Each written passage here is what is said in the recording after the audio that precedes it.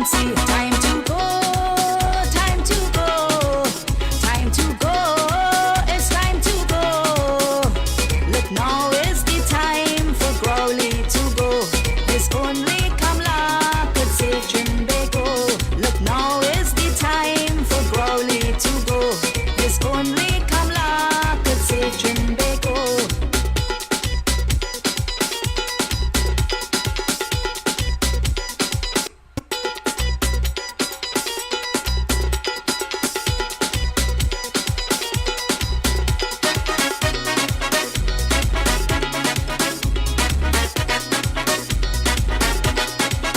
Time to go, time to go, time to go, it's time to go. Look, now is the time for Crowley to go. It's only Kamla could fix Trinbago. Time to go, time to go, time to go, it's time to go. Look, now is the time for Crowley to go. It's only Kamla could save Trinbago.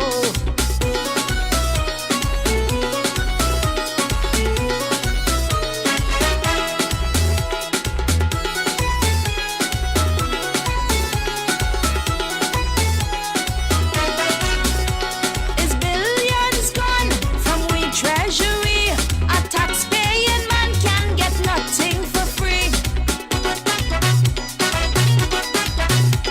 Is billions gone from we treasury? A taxpaying man can get nothing for free. Trinidad and Tobago, please open your eye, 'cause the truth in your face, Crowley could only lie. Yes, indeed, of course, a pleasant good night to all and sundry, East, West, North, South, Central, or Friends in Tobago, and wherever you are, streaming on the World Wide Web, a pleasant good day to you. Yes, we'll get right into it. So we continue, of course, with demonstrating that not only it is not, let me repeat, not only it is not wishful thinking, not only is it not ad hominem, meaning that just out of a head, not only not, it is, of course, what I consider to be amorphous, but of course, practical, tried and tested solutions to the socio-economic and psycho-cultural problems of the East-West Corridor in particular, and Laventille as a, what I consider to be a microcosm or a pilot initiative that has been tried and tested and, of course, evaluated. Rowley and them can talk about the one. It's time for them to go because they have failed, and failed, of course, spectacularly. Yes, indeed. Go, go, go, go. To go, it's only Kamla could save Trinbago. Since you take over as Prime Minister, it's plenty pressure. We have to suffer, and you will do nothing better. Rowley really have to go.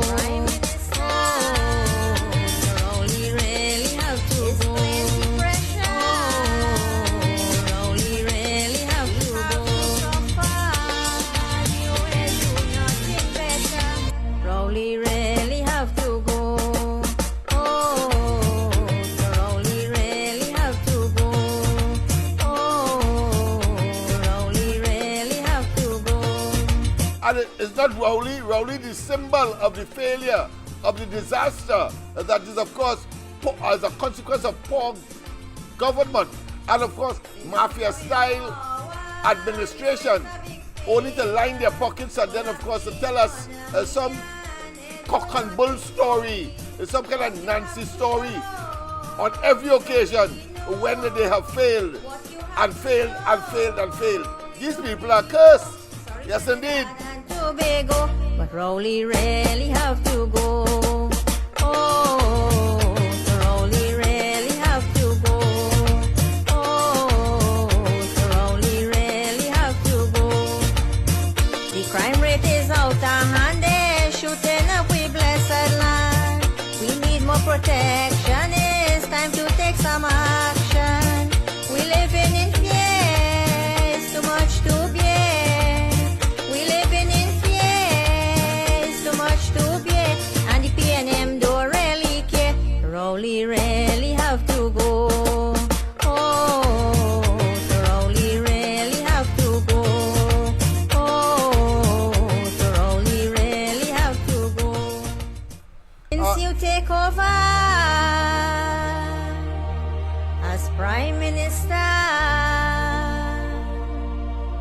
Yes, indeed, of course. So once again, a pleasant good night to all and sundry.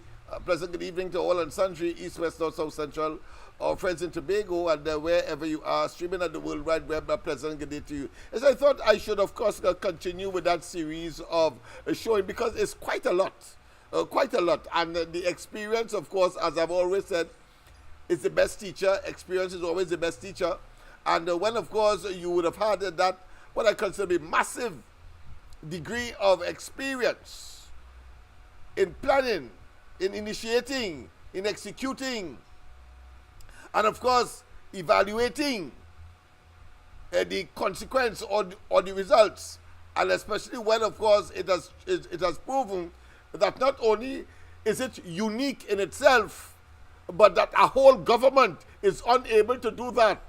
I think it is commendable. I want to say, however, as I said last night, that when we were looking indigenously from among the people for solutions to the Laventille question, because I always believe that if you solve the Laventille question, you solve crime in this country. No matter, study Rowley and them and the nonsense, and of course the police has its role to play, but the police role is, of course, very defined and specific. What you need, of course, is persons who from the community and by the community and for the community that can be creative and, of course, develop, of course, a sustainable, the operating word, sustainable relief that will, of course, affect and infect the rest of the country. That is what we are talking about. So the temporary, or what I consider to be the ephemeral and the incomplete, inchoate, incomplete policies and programs. So of course they initiate a state of emergency and, of course, beat their chest. But all of us know that that is temporary. Let me repeat, it is temporary. It is not sustainable. Understand that. And therefore, it is those within the community, all of the so-called entities that have devoted themselves and created, of course, what I consider to be social engineering or social re-engineering mechanisms in the form of projects and programs. They are the ones that are supposed to be focused upon, not serve all and living waters, and then you give them all the blasted money and believe that somehow they will solve the problem, when in fact you are doing it because of the names, because they can, the leaders or the leadership of these institutions can rub shoulder with, of course, the politicians, and the politicians want, of course, to be recognized by them, and not, of course, focusing on where the problem can be sustainably addressed, and talking about right inside of the community by those who have the commitment and dedication. That is what we are talking about, people. We cannot go anywhere else. And you see, so long as they have not tried that, I would always say that it is the potential success that they have, of course, ignored. I talk about those who have been given the responsibility and the entire treasury of the country, and therefore to facilitate the, of course, eradication of the crime, criminality, and those subterranean issues that, of course, have formed part and parcel and has risen to the surface of Trinidad and Tobago, where, of course, we are living in a Russian roulette environment where any day, anytime, a person can lose their lives innocently, not participating, because of the proliferation and the growth of those persons who have gravitated to a life of crime and or engaged in criminality. And today, of course, contrary to what Rowley was telling us, that a state of emergency will not, we have played it already, but they have no modicum of an embarrassing sinew or embarrassing bone in their bodies. They seem to be immune to embarrassment. They embarrass themselves by talking this level of hogwash, totally ignoring those positive elements that are within the community that have been working from time immemorial, and of course doing so as unsung hero, I say today, and that is why I am going to be on a march forward. Every single organization that is from Diego Martin in the West are talking about the constituency, because of course if we're talking geographic, and then we have to talk about, of course, Shagaramas to Toko in the East. I am going to be promoting on this program all those persons who are doing yeoman service without the recognition, and castigate and chastise and criticize those persons who ought to know better. Talking about the parliamentary representatives, are talking about, of course, the government and the cabinet, are talking about the prime minister, and I'm talking here not just despicable as they are, not just the PNM, but any government that comes in, including, of course, the incoming Kamala Prasad Bisesa UNC administration. We have to do it. Because they try everything else and all have failed. And here it is, silent heroes in the community. And let me tell you something. I'm not going to waste any more time. And we have a duty and responsibility, because, of course, they believe that we do not have response capability and therefore access to the media and so on. Well, we have social media to state our case, and I will damn well use it in order, of course, to make certain these people, these heroes, these unsung hero and heroines get their fair share and their fair bite, at minimum, of course, by exposing the inadequacies of course, those who have the largest of the state, and because of narrow, self-serving, power mongering, and want, of course, to get credit where they are incapable of deserving, where they are incapable of garnering credit. Just as Hines, for example, I mean, come on. At least you could say that Lennox Smith's idea was, of course, the Laventil Technology and Continuing Education Center. At least you could say that. It behoves me. It is enigmatic that he would know. But no, he believes that I'm his political enemy, and therefore, of course, he will ride on the back of what, of course, I would have created, I would have initiated, and then claiming, of course, that it is him. Well, that is what I consider to be program plagiarization. Yes, program plagiarization, man. That's what that is. And they unashamedly will come. And the reason why I did not participate, and that is one of the major problems in these communities, when they see you as anti-PNM, because you are forthright and you are outspoken, as is the case tonight, and I have always been. They're brand new, and they make every effort to try to stymie it. I know of persons who Hines will go to. I better tell you the experience. At one time, Andy, my colleague, Hines and him were good pals, or beginning to be good pals. And of course, Hines, as I said earlier, would know that we are colleagues. Andy and I are colleagues, of course, in the same cause, on the same station and so on, working, of course, to highlight and to bring to the attention of the population the issues that we have been well known for and have, of course, done, as far as I'm concerned, yeoman service in that regard. So I am sitting in Andy's car, and Hines call him.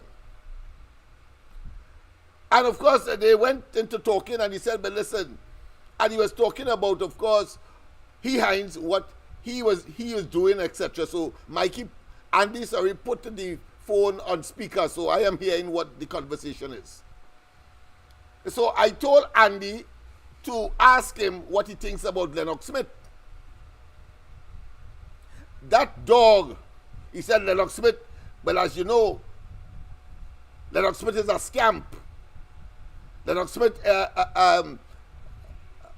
Well, I think that he was at a loss for words, so that's why I can't remember exactly what he said. But I remember that the words that he used is to suggest that. And in my encounter with Hines, he always would tell me that I am doing this to fleece the people to get money. And I am amazed. I said, so these fellas and them, clearly they had to see in me that which is in them. Because of course, I know that he is indolent, that he is lazy, that he is incompetent, that he can't create anything, that he have of course been plagiarizing even program and all. So I know that. But because he holds the office of parliamentary representatives, and of course the PNM people on the ground, while the children and so on will benefit from the programs that I would have created vis-a-vis MLIO, etc., LFL and the other initiatives that I would have of course created on my own volition, he is prepared of course to, as a consequence of jealousy, has to be that, there can't be nothing else, jealousy and the fact that they are unable to do what I have been doing. They then try, of course, to malign and to, of course, get trinket, what I consider to be morsel information and try to blow it out of proportion. Because no man, of course, is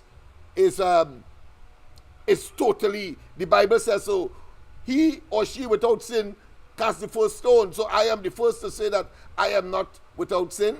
But the fact of the matter is that these fellows will take it and to try to advance their political agenda on the ground and to, of course, satisfy certain elements that are simply unable to do what I am doing or what we have been doing. And, of course, they coalesce and they begin, of course, to the destruction verbally. But let's go to the lines first. Let me just, these topics, as I said, are very emotional to me. But let me go to the line. Professor, good night. Welcome. Good night, good night. This is Diego Martin in the house. Yes, my friend. Yes, my friend. I come out the stalls, of course, shooting from both hips. But go ahead. Right, but let me give you a little bit of humor. Go ahead. One of the accolades you haven't given to Fitzy is he was a tutor in the police academy, right? Yes, he was. Yes. And you know what it was his favorite pastime? Riding horse, you know. And I say no more. Riding horse, I see. And of course, some people say riding horse behind little boys. But go ahead. I hear you. All right. On a more serious matter. Yes, go ahead. I want to talk about the CAL issue, security and safety. I want to link that to the heritage issue with well services and the body that cannot recover the employee. And I'm hoping that well services has an insurance for the gentleman. I'm not hearing all of these institutions having good insurance for the employees in high risk job. Yeah, so that will come out in the respective inquiries and so on. But go ahead. And the third one is heritage. And I'm going to go back to Nikon. Yes. Those three in the petrochemical industry lost human lives. CAL was fortunate that the inherent health and safety, and we know they are a very safe organization, but it has basically at its wit's end now. They get around it. And I'm hoping that they don't put the pilot and the two technicians as scapegoat for the mismanagement. Mm-hmm. People have to understand who they put as the leader of CAL. And this is where I'm coming to. And we have to understand the core issue here and what has caused it. And what has caused it is we use the term, basically the terminology mediocrity before excellence, and that's the PNM. Mediocrity as opposed to, of course, meritocracy. Yes, go ahead. Right. And the current PNM has thrown health and safety out of the window in all of the restructuring plan, because people who doesn't understand how health and safety is an integral part of your bottom line, Yes. will always consider it to be an expense. Yes. Whereas Per se, yes. Only, yeah. if you look at how it basically contributes to your bottom line, you'll be amazed. And large organization, and I'm familiar with that, the health and safety officer, if he is with his salt, he basically in the organizational chart is not a horizontal relationship, it's a lateral relationship at the very top. Okay. And in organization, if the health and safety, I used to say director, say shut down the plant because of health and safety issue, it overrides the CEO. And it is shut down. And I'm talking about the BPs and all of those, the Totals and all of those basically organizations who understand you cannot pay for a life. There is nobody in the world other than the person above who could replace a life. Okay. And they put it close to the end. Now, if you look at what they did to Paria, Heritage and all of that, the four people who died is because of a lack of a stringent health and safety policy. Right. Likewise, when services, I'm telling people, and I'm going to pontificate on it, shouldn't be operating. They shouldn't ball that organization and shut it down, because after 30 months you can't salvage a person. That means you never had a plan. You don't have a contingency plan. Right. You don't have any such plan if there's a disaster to mitigate it. Right. And it's the same thing with the fire service and that lady up in the MP. There is no plan within or any state organization. And the same thing with Caribbean Airlines. Remember, they have restructured, they threatened to send them all the pilots. Yes. And a pilot job is a critical function. One of the first things he does is inspect the plane before he put it up in the air. And he depends on a lot of people under his wings to do what is right. Right. And like the medical profession, you're shooting for 100% correct all the time. And that is the... Yeah. Hello? We seem to have gotten cut off. All right. I'm sure he's going to call back. Like we seem. Hello? You're still there. Right. Go ahead. Yes. Yeah, I say they stop my phone and sometimes they interfere with the I know. We all are going to get more of that as the day of reckoning approaches. That is to say, when they have to get the hell out of office and of course face the blue lights and silver bracelets. But go ahead. One of the things is they're looking for people to slip, but I will tell them I have on a rugged shoe. I will not slip to compromise the station and put the station and myself in jeopardy. I don't call names. Yes. I use innuendos. Yes. I use AKAs. That's you right. Understand? I realize that. I realize you use acronyms and so forth. But I like to tell it as it is. So I will interpret for you. Right. And me and of course, please. The final point I want to talk about. Yeah. The Privy Council ruling. All right? Yes, go ahead. The law said, why not investigate the man behind all of this, the short man? Yeah. Why not investigate him? Yes. And today on another program, I asked a police officer who is in front and center of all of those things. I said, how can you protect us as citizens with respect to that $3 billion gone missing or misappropriate? I say the TTBS has to have a role. Nobody has to make a report to them. They see what the law is. I say you all can't sit idly by and not investigate. Right. I say you all owe us, the taxpayers. Yes, indeed. Some sort of comfort. Yeah, that is your forte. That is your ethos. That is your purpose. That is your raison d'etre for, of course, being part and parcel or for where you are, the office that you hold. Yes. Right, and we pay the taxes for you to safeguard us. Yes, to protect us. It has nothing to do with the politicians and them. To protect us, who include, of course, the politicians. Right, and he said yes, that has to be another arm, and I think the ACIB or something like that. I say, but it's important. Don't wait. Get your people to investigate. Citizens are wary about it. We have been taxed until we drop down, and Yes. we are seeing it frittered away willy nilly, and nobody seems to care about it. Yeah. I say I'm not getting $1 million pension. And don't forget, because we have other people, there are about 2 persons Okay, again all right, is I will waiting wrap here. up. So, Okay. Yeah. Okay, take care. Bye. Yeah, bye-bye, yes. Yes, indeed, of course. Silver Fox, I know that you were there, but of course, but this conversation was so interesting that I thought I should keep him on a little longer. But let's go straight to Mr. Faizabad. A pleasant good night. Welcome to the corridor. A pleasant good night to you, Mr. Lennox, Yes, and sir. all your listeners Yes, man. and contributors to the corridor. Yes. And please share. We need this 20,000. We need it. We Yes, need yes, it. yes, man. We need it. Yes. This Uncle Lennox, you know that tone, right? When I say Uncle Lennox. I know I have no objections.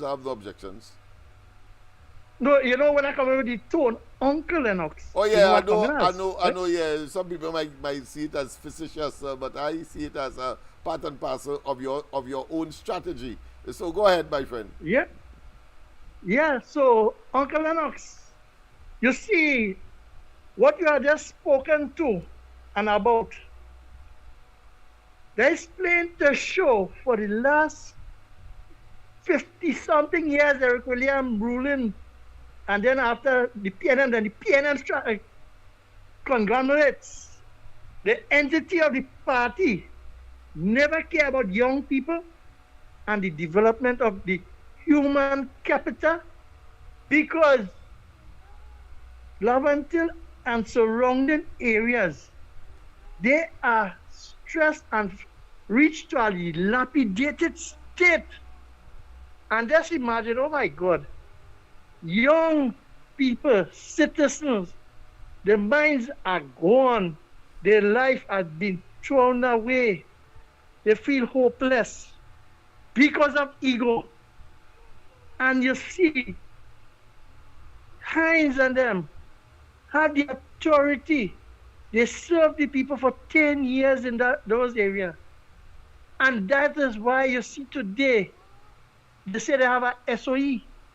To do what? It's the same citizen. Maybe if they was doing the work the right way and put country first and serving the people who put them there, the citizen would have been better off, more groomed, and more etiquette training to be more polite to society after they rage against the people they put to serve them. Uncle Lennox, it's really ridiculous to see that these fellas and them, whatever clothing they put on, is that the people are going back to ask to vote for them, to put the other one from the same party, same structure, same set of delivery, to suffer them. They come in to tell the people they love them. No. Look what you are showing the people. The opportunity they should have been benefited from to be young entrepreneurs, business. Laventil have historical landmarks up on the hill there. Tourists supposed to be coming, going up the hill, seeing those landmarks, visiting, and a little bread and breakfast or a little lunch catering in different little areas, little bars with entertainment for the people so they could get the spin-off. Just imagine, normal citizens of this country dare to venture into those areas. Because of what? One man hate to say that our next man is grieving for money. And that is why all the programs, and Foster Cummins, I would like to ask him through this program tonight, The Chatham Youth Camp finished. Where is all the youth camps and them? And where all the training center? So I want the listeners to tell their children and their neighbor. The PNM don't really care for them if they understand the program and your conversation tonight. Uncle Lennox, have a good night, and God bless you and give you the health and strength to keep fighting. Thank you very much. Thank you very much, of course. As I said, those callers who maybe felt that they were waiting too long with the previous caller to this last one, don't be, because, of course, we are very accommodating. And, of course, as I say, I finished at 10, but we're going to go a little later tonight because we have quite a lot of information. I want to tell you, of course, immediately, of course, you may be wondering what that picture behind me is doing there. That video that has captured, of course, some still pictures. But I want to tell you that that picture comes from India. But before I do that, let me, of course, show you, as I promised last night, the documentation. Well, of course, what was sent to Kamala Prasad Bisesa is about twice this size. But look at the thickness of it. This has maybe over 100 pages, I suppose. Yeah, but this will be sent to her as well. This one is entitled MLS Empowerment Resource Center. Where I am sitting right now, that is the center we are talking about right here on George Street.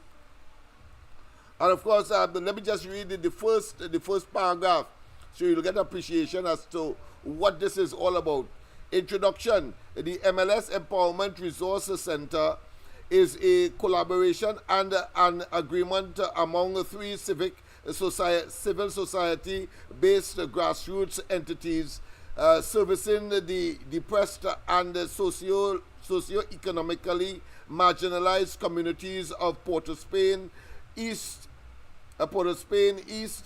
the Laventils, Morvant, Beetham, and the Sealots. Indeed, while the geographic parameters are distinctly configured or configurated, it must be understood that our multiple human and physical capacity building and the delivery objectives and initiatives are not limited to the areas prescribed, but encompasses the entire east-west corridor from Chagaramas in the west to Toko in the east. That's the introduction of this document. So it's a mammoth task we have taken on, led by, of course, this Empowerment Resource Center right here where I sit. And already it is doing its work because every night I beam from here. Of course, my desire would not limit me to any such physical constraint, because if it wasn't here, it would have been somewhere else. That's the point I'm making. Home or something. But the fact of the matter is that we were able to acquire this building and put it to use every night. I am beaming, of course, from very decrepit conditions. There is no air conditioners yet. The ceiling has to be, of course, revamped, and we have, of course, a number of other infrastructural work to do. Toilets, bathrooms, of course, classrooms, equipment to come in, computers, and other learning material. But it will also be a counseling center as well, where, of course, the people will either volunteer or we pay them, or experts in the various fields come and let these young people know. Our doors will be open. Let them people know. Let them young people understand that there is more to life than reaching the age of 25 and calling yourselves old age. It means, therefore, those who are 60 and 70 will live longer than a 25-year-old if they perceive and believe that somehow when they reach 25, they are old simply because their lives will be snuffed out. That is not, of course, biologically rational. one expects that the older you are, it means therefore you will leave before the younger ones. But the younger ones are saying they want to leave before the older ones. That does not make, of course, a society that has a full respect of not only for its human resource, but of course to consider continuity. With such a scenario, there will be no continuity. Everybody will die at a part. If taken to its logical conclusion, the whole of the society will die out. Because if the younger one saying 25 is old age and are prepared to, of course, expire to leave, and the 60 and above, the octogenarians and the septuagenarians, those who are 80 years and 90 years and 70 years and so on, must inevitably leave, because it is not biologically possible to live forever. You're not yet a turned stone. What will happen to Trinidad and Tobago if that philosophy is allowed, of course, to mushroom and to, of course, assimilate in the minds of these young people? So we have a task, no doubt. Pamela has a task, no doubt. But of course, the persons like myself who are fully aware as to those who can make that great difference. Some of them still alive, others have passed on. But the fact of the matter is that we have a community to serve and to save. Let me just read the second paragraph so you'll get a better appreciation as to what the intent is. While the above preferred a narrow and broad focus, we envisage, contemplate an encompassing trajectory that serves the entire country, Trinidad and Tobago. So that is where we are going. We have a nationalistic agenda. But because I know and I've experienced that, some people say, but why are you focusing only on the Laventille Hills one and then by extension, of course, the East-West Corridor? Well, it's very simple. I keep saying that. I think Gypsy, for the first time, when I met him, asked me, well, why are you saying, Lennox, that, of course, is Laventille and so on, and I have a community in Mayaro and so on. We had that discussion, and I said, what I'm telling you, what I told him, I said, it's very simple. Nobody in Mayaro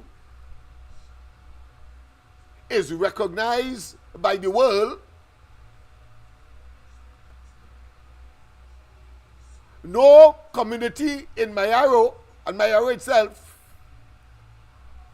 is not recognized by the world by virtue of the advisories that these countries give to their citizens not to come to Trinidad, first and foremost. But if you come to Trinidad, do not go to Beetham, do not go to Sealats, do not go to Laventille, do not go to Nelson Street, etc., etc. No other community.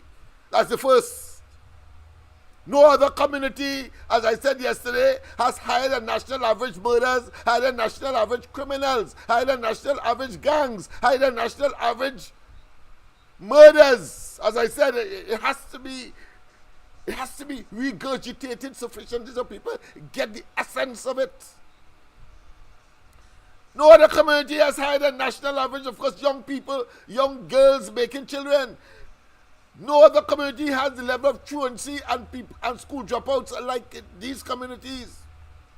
And that is why, of course, I told him, and he had to agree. But more than that, when I was making the point that, of course, if the Ministry of Sports, as I asked them at that point in time, not in this administration, but sometime before, I think it was in the Manning administration, I made the point that it cannot be equitable distribution of resources in the context of the Ministry of Sports and Youth Affairs. It cannot be equitable distribution. So if you have 10 and you have 10 communities, you have to give each one of those things. No, it cannot be that. I was making the point that in the case of Laventille and, of course, East Port of Spain and so on, these young people and, of course, the community in general, They need money in order to survive. They are living in a concrete jungle. Whereas, of course, the young fella in Mayaro and other, what I consider to be country communities, still can go and catch a fish. They can still go in somebody's land and nothing will happen to them. And they could pick some mangoes or breadfruit or coconut, etc. and have a meal. But more importantly, they could go in the bush. They could go by the seaside and put up 3 stones and bubble up a pot, cook. If you do that, of course, in the concrete jungle called East Port of Spain and Laverton and so on, you burn down a whole block. Burn down a whole block. You can't do it. And therefore, there must be, of course, a formula for distribution of resources based on needs. That is where the big difference is. There must be a formula based on needs. So the fella or the community that is close, of course, or is engulfed in this concrete jungle must be paid more attention to as far as resources is concerned than that of the fella in the countryside, or still has, of course, a way to means of living. In the concrete jungle, even your apparel, you can't go and walk bareback all over Port of Spain. You could do that in Mayaro. You could do that in the far off, of course, country districts of the country, in those rustic but beautiful areas, but they could still survive. Of the land and of the sea and of the water. But not here. What you want them to do? Go in the dry river to catch a fish? Go in the dry river to catch a fish? Come on. It is that kind of thinking, it's that kind of reality that will, of course, and should be, of course, on the, uppermost in those persons' minds who are what I consider to be project and, of course, policy makers. But they are myopic. They can't see that because they ain't taking the time to understand the socio-economic dynamics that exist, of course, one community to another. Concrete jungle versus, of course, the rustic and, of course, beautiful countryside. That being as it may, of course, welcome to the corridor. Hey, Lennox, pleasant good night to you and everybody on the live. Yes, pleasant good night. Yes. Lennox, Go ahead. what going on with the commissioner of police and the DPP? They're on holidays? I don't know. Tell me what your concern is, because I've not read about them recently, but I know that they have always been on holidays, for being facetious, let me put it that way. But go ahead. Hi, Lennox.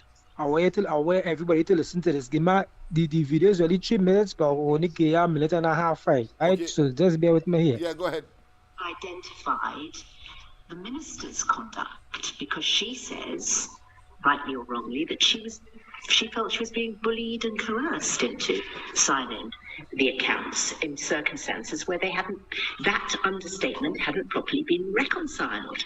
And what's more, the 780,000 that was first identified as part of the understatement was never reconciled.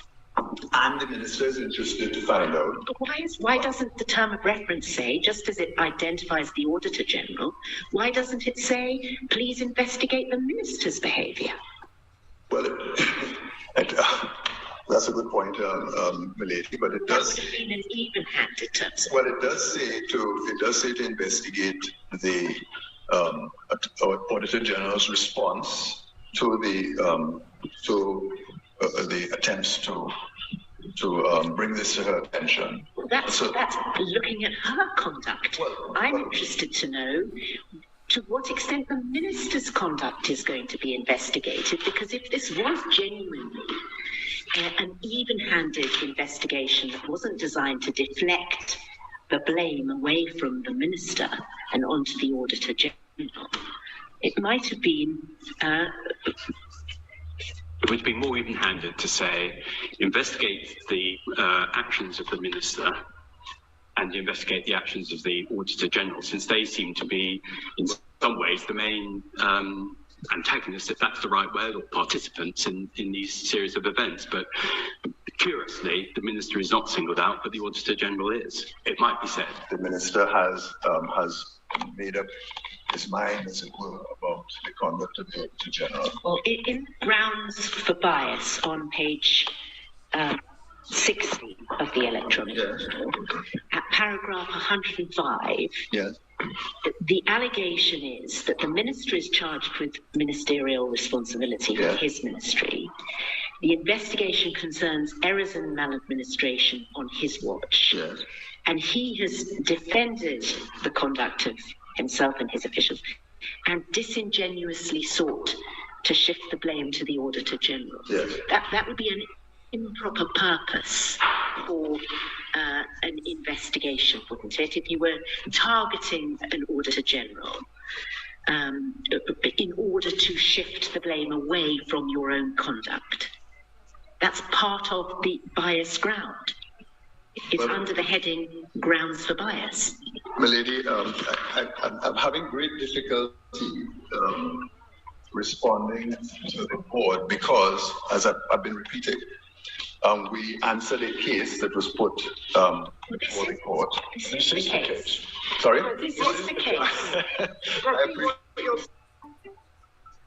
So Lennox, you see what going on in America right now with Trump? Yeah, go ahead, my I tell friend. people, me not Trump fan, but right now Trump doing damage control, cleanup control. And when they hear Kamala Pasapi sister take government, you see all these loose ends, all these lunatics, all these psychopaths who pretending to be important people in society, all of them have to go behind bars. Every one of them. Locked on and listening and Lennox. Thank you very much, my friend, and thank you for send that for me as well. Of course, I'm very familiar with the content of that particular audio. Those of you who are not familiar, well, of course, that is the Privy Council deliberating on IMSBERT's appeal to them so that the Auditor General will not, of course, pursue action against him in what is called a judicial review in the local courts. So he went up there trying to prevent her from, of course, going to court. Well, the Privy Council officials, the judges, they went to tongue on IMSBERT.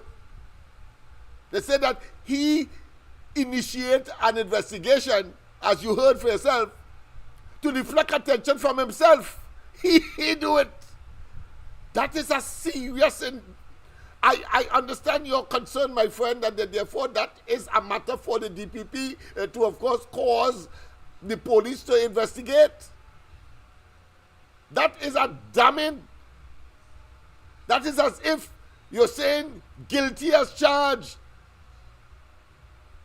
And they are saying it lacks, of course, not just transparency, not just natural justice, but how the hell my department, my ministry had, and I'm being generous here, an error of over $3 billion. And then, as the law lord rightly said, you try to shift blame to the Auditor General doing her job, discovering, of course, that missing money, and said so in her report, and you want to beat her into submission by utilizing our money to generate a probe into her when, according to the law lords, you should be investigated. You, IMSBERT, should be investigated. That is what they say. How could you be so arrogant, contemptuous, reckless, and brutal and self-serving, utilizing our money? And they have no shame, as I said earlier, before you resign one time, because that indictment was brutal.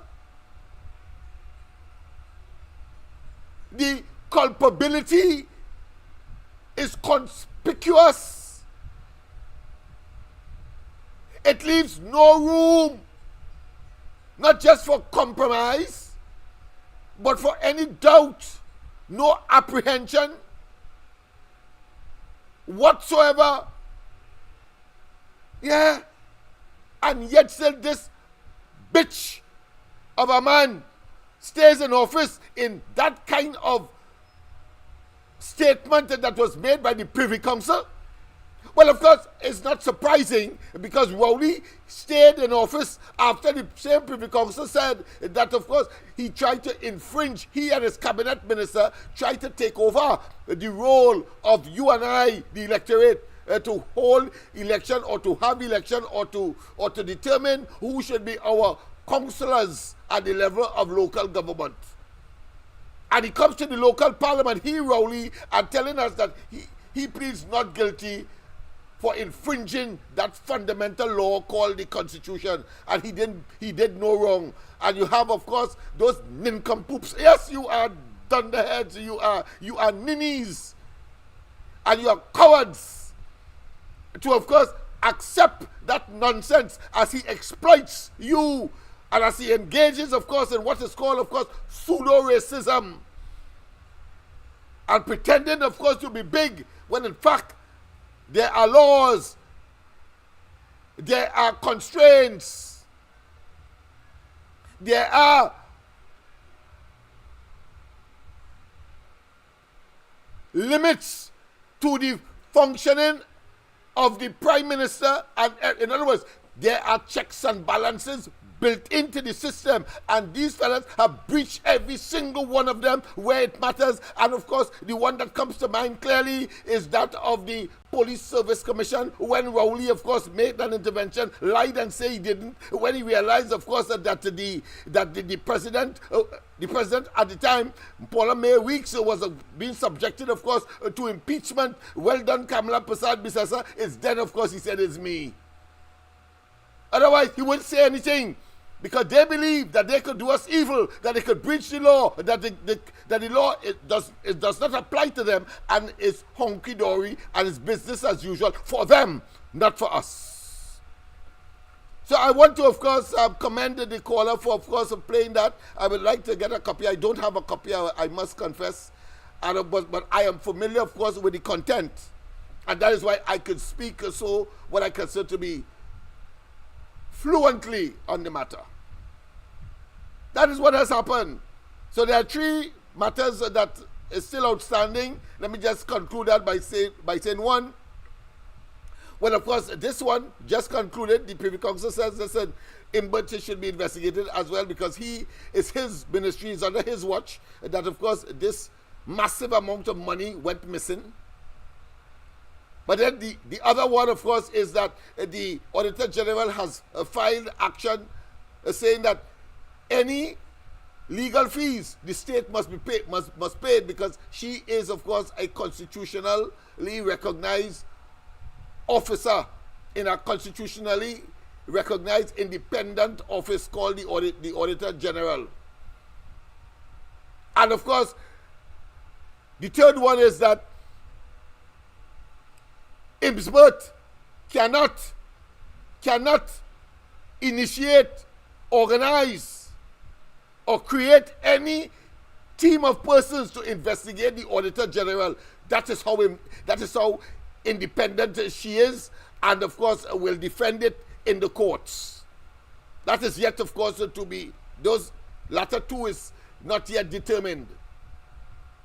Yes, that is what we are, it is despicable, and they will walk and pretend, of course, that everything is honky-dory, and Ablam, the straight face, lying. And you know, I had cause, of course, to send a letter, of course, to Trump via, of course, the diplomatic crouch here. I'm sure that in due course it will happen. The State Department, I really like the efforts of the new Secretary of State. And I said in that letter that Rowley reminds me of Ortega of Panama. No, not Ortega. What's his name? The former president of Panama. I think Ortega is Nicaragua.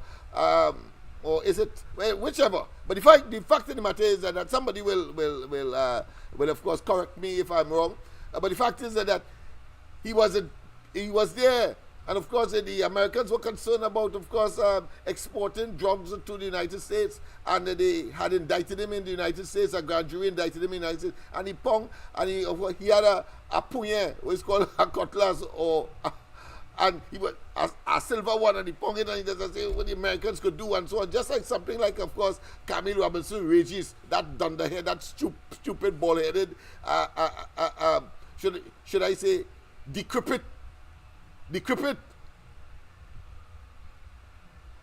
opportunists. And eventually, of course, the Americans simply moved in and, of course, take a state, and he spent some time in jail in the typical orange suit for criminals in the United States jail. Yes. Of course, he was eventually flown back to Panama, where, of course, he died from some kind of disease. But the fact of the matter is that Rowley reminds me of that kind of person. All of them, in fact. They talk big. They talk loud about somebody must be is unpatriotic and so on and so on.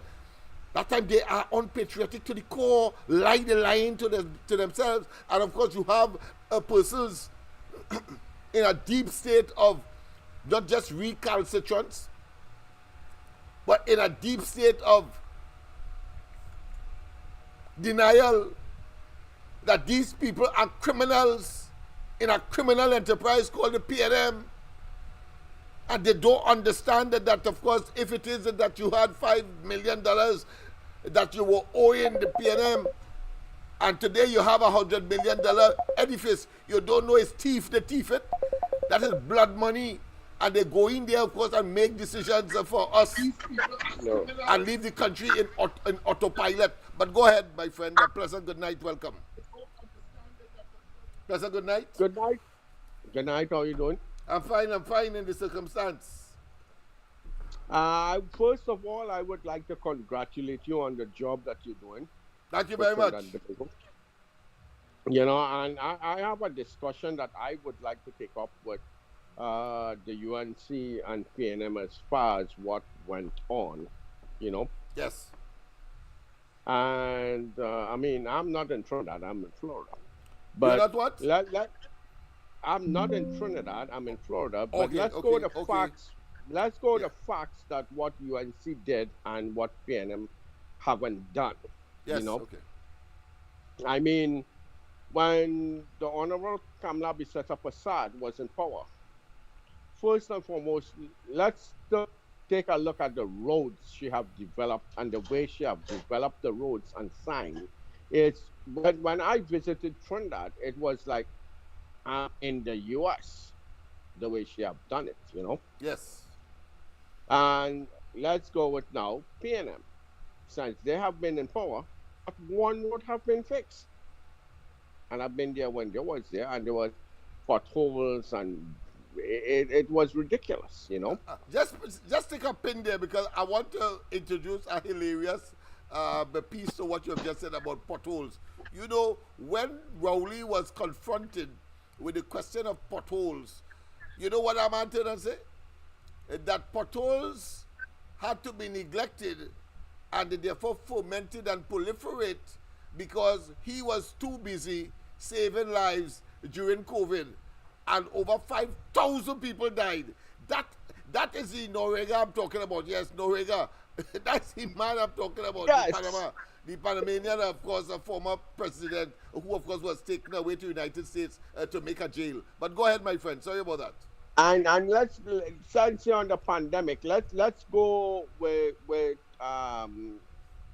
as we call it, sorry, I was just taking up so much with medical, right? That's the pandemic, right? Yes.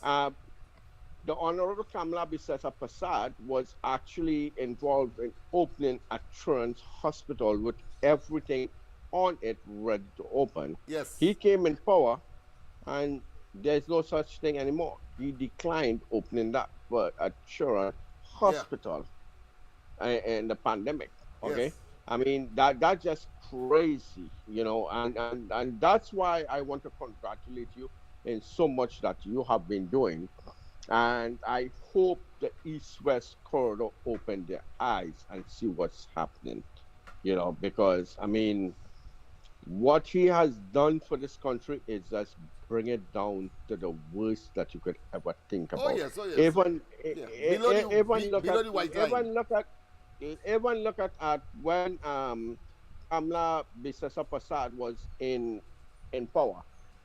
Every school was getting laptops and everything, and the kids was getting everything they needed for education. When he came in power, we have schools that cannot be reopened because of rats and infestations and all that. Yes. You know. Secondly, when Honorable Kamla Bisasa Prasad was in power, she raised actually a retirement and disability and everything. Now he is on the verge of trying to cut that down. I mean, the people got to open their eyes and see what's happening in that country. I mean, I'm a Trinidad citizen. I will always be a Trinidad citizen.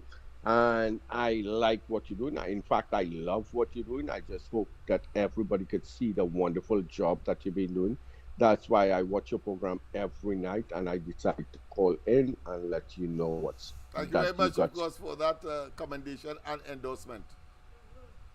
So take care, man, and continue what you're doing. I hope everybody else see what you're doing. Thank you very much. Thank you very much. That is the intent, and of course, I have no doubt in my mind that when people see good works, they have no choice whether they are resistant to whether they vex, because of course you have people who would be annoyed because of your good works. I gave you the example of Heinz. Of course, he would prefer, of course, to gravitate. I did finish the story about, of course, Andy and Heinz. I will do that after this call. Pleasant good night. Welcome to the corridor. Good night. Good night. The president of Panama, Manuel Noriega. Manuel Noriega, right? So he's in Noriega, so I was right. Okay, Manuel Noriega. That's right. Thank you very Yeah, much. just I Yeah, so I was correct. Okay. I listening to you and I said, yeah. Okay. You braggadocious, just All like right. Rowley. Braggadocious, big talk, big talk. Saddam Hussein too, big talk, big talk. And eventually, of course, they were suddenly silenced. Well, Rowley will get his coming because they talk too blasted much and they know that they are blasted thieves. And before they eat the biscuit and shut their mouths, they're trying, of course, to project some kind of immaculate and morally uprightness when in fact they are the devil incarnated. But go ahead, my friend. Any other? That's it. Okay. I thank you very much for that endorsement and the other part of the name, of course. Yes, Manuel Noriega. Yes, indeed. Of course. So I did not finish, of course, that what I consider that anecdote with Andy and, of course, Heinz. I being, of course, in the same car, and he had his phone on speaker. He went on to say, Heinz went on to say that I am a scam, as I said. So Andy watching me now, and of course, and I'm like, if he is amazed and so on. So he asked him, Heinz asking him now, would you agree with me? Because he looking for endorsement, he looking for friends, misery like company. So Andy turned and say, that has not been my experience. Well, I think he hung up the phone after that because that's what he wanted to hear, right? He sees everybody else, all of them, early and all, see everybody else as thieves, Kamla, the UNC, anybody associated.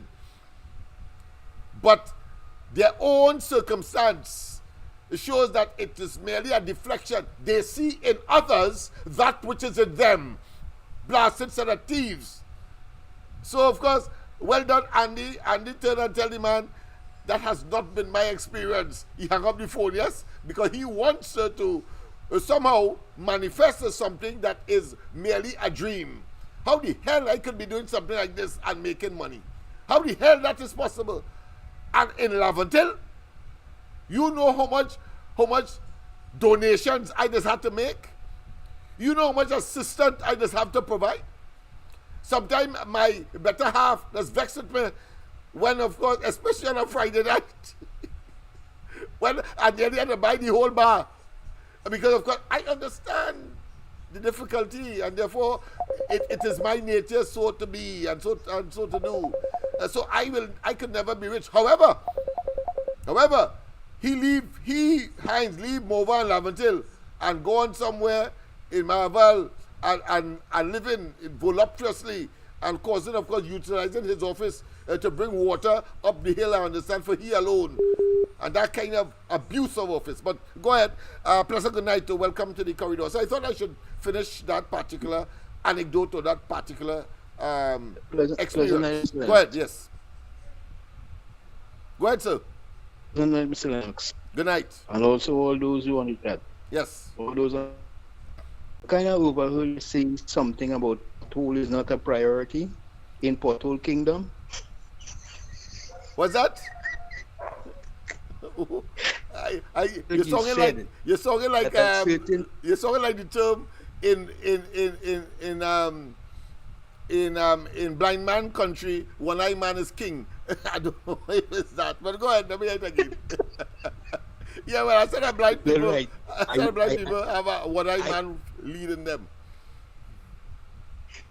Well, this is numbers say for yourself, right? The numbers speak for itself. Okay, I hear you, my friend. I heard you mention that in Pothole Kingdom, pothole is not a priority. Is that true? But yes, he said so because he's saving life, and the very pothole takes lives. Well, let me burst your bubble. Go ahead. Right? Now I work in Muruga. Uh-huh. And they built a fishing port up there. Uh-huh. And they're going to open it Friday. Uh-huh. And they patch in every single pothole because he's going up there on Friday. I hear you. Open the fishing port. Yeah, the king is on his way there, and they want to camouflage. They want to pretend. But you understand? They patch in every pothole. I'm telling you, I saw that today. Yeah. Not surprising. Why you think they patch? Because there's a patching government. They patch, of course, the main highways to make it look as though your turn next in your byways and in your community and so on. Because, of course, it's election time. It's election time. But we know them, and we are going to expose the tails. What about, of course, as you on that and Muruga, what about that processing plant that was constructed for, of course, to assist the agricultural sector up there? It was built in St. Mary's Village. Oh, but, okay. I don't but what think is happening? I understand it is non-functional. Yeah, they don't have anything doing there right now. Yeah, because of course. I think the whole. Go ahead. I don't want to talk out of turn with you. Go ahead. Yeah. I think that it's is a pineapple processing plant. Oh, I see. All right. But of course, what about the plague, the infestation? You mean with the locusts? Locusts, that's right. That's what I'm talking about, the locusts. It sounds like a biblical story of Moses orientation. But go ahead. No, but you do have them, but they're not as big as the regular size locusts, right? They are more the size is like grasshoppers and things. Okay. But they still do a lot of damage. But they still do the damage, yeah. They still do the damage. Plentiful. You gotta wind up your car glass when you're going up and all that kind of thing. Well, I hope he has to do the same thing and witness that a processing plant is irrelevant if you have no fruits to process. But listen, the fishing port that they did, right? They were supposed to do a deep water. I see. But I do know what went wrong. You understand? But They hardly holding fish and stuff like that up there. So I don't think that will really function. Oh my goodness! And then Millions of dollars. yeah, well, no different to of course the corrupt interchange. They say they save, of course. I think somebody was going to do it for 800. They get it to do for about 200 or 300, and they say they save money. But of course, it's a different and a redesigned one, a redesigned narrow roads, etc. Not as elaborate, as perfect as the UNC had designed it. And then, of course, they gave, of course, a swimming pool to the people of Laventille, Soga Trace to be more specific, for those who are on and are talking just opposite Desperados, where Desperados was supposed to be. They are now, of course, in Port of Spain for reasons that all of us know. But the fact is that was supposed to cost, I think, 15 million. 15 million. He said he get it to be constructed for 5 million. He saved money, but of course it's not the same swimming pool because you can't go and practice for Olympics there. So that is the tragedy of the PNM. The institutionalized mediocrity, incompetence, impotence, and then want to foist it on us as if, of course, it is viable, it is durable, and we should be grateful for they being in office. I say, hold your tail, Rowley, and get the ass out. Grateful for what? For destruction and mayhem and, of course, degradation and the reduction meteorically of our quality of life and standard of living. And they don't ever talk about, incidentally, they don't ever talk about that they met, of course, left by Kamala Prasad Bisesa, over 12 billion US dollars in reserve. Today is about 4 billion. So in 10 years, they blow away the difference, 6 or 8 billion US dollars. And the Heritage and Celebration Fund, they met about 5 to 6 billion US. And they take out, up to now, we can't get the right figure, but telling us how it back to where it was. Well, you have to be a nincompoop and a person who, of course, does not understand your arithmetic to know how the hell it could be the same amount, and you took out, of course, money from it. So if you have something that is making money that you save, and you take out money from it, how the hell it could be the same thing? It means, therefore, if you put back the money that you took out, then, of course, you could talk.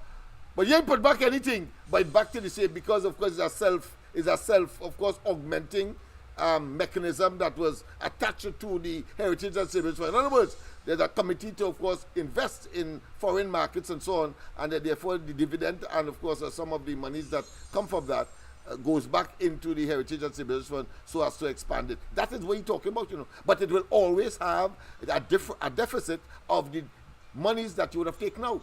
But that being as it may, of course, Mr. Trincity, a pleasant good night. Welcome. Pleasant good night. Good night, Lennox. Yes. Well, what I could say, right now I'm putting all my knife and thing in the garbage, because the way how you're looking real sharp. You're sharper than all them knife and them I have in this house here. So sharp, I don't know. It's sharper than that, right?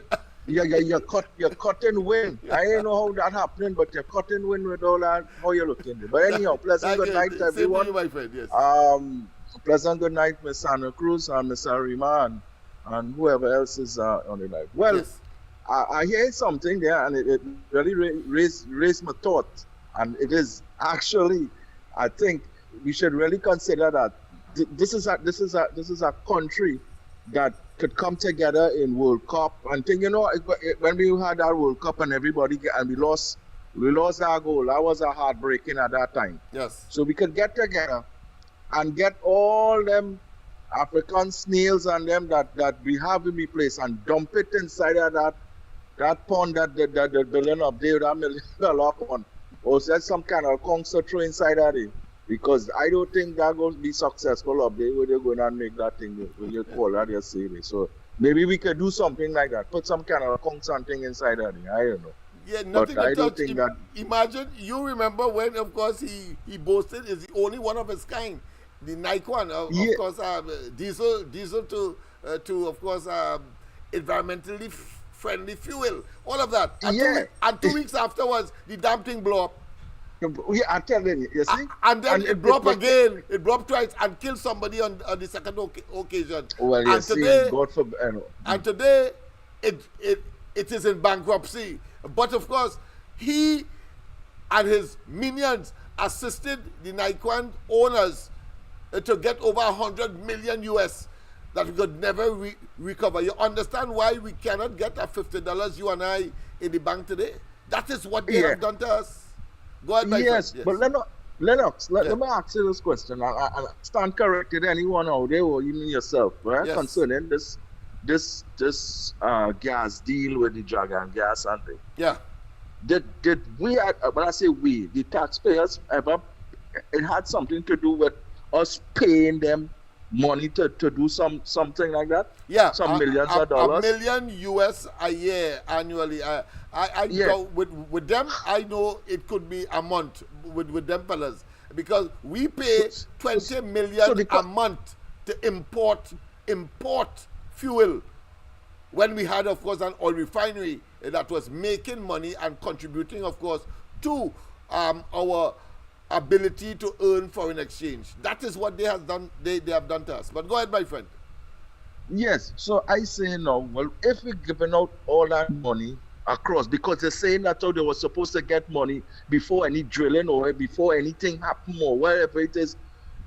If sanctions come, are we going to lose that $1 million, that 100 million, or what? Or are we going to get We it are back? going to lose it. It is clear. Jesus. They may have no money to pay anybody. We're going to lose it.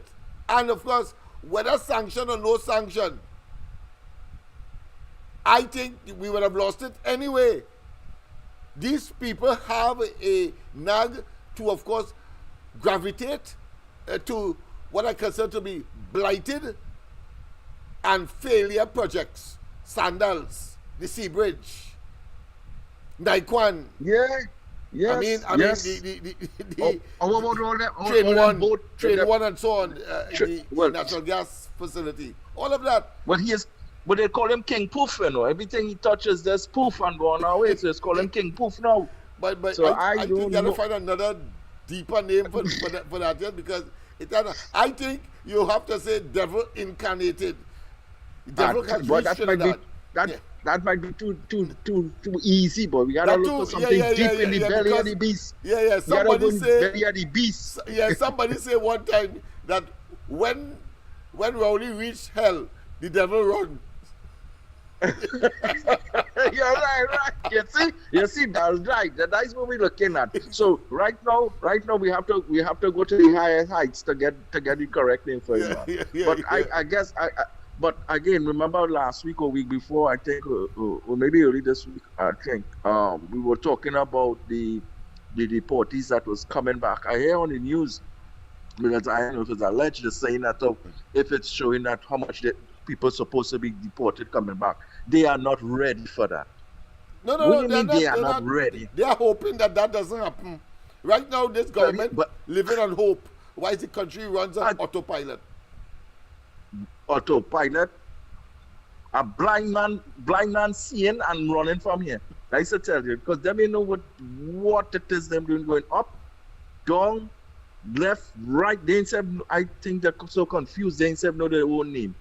But I have no doubt at all at this time, because they are simply inadequate, incompetent, and are criminal in their disposition and manifestly lining their pockets at our expense.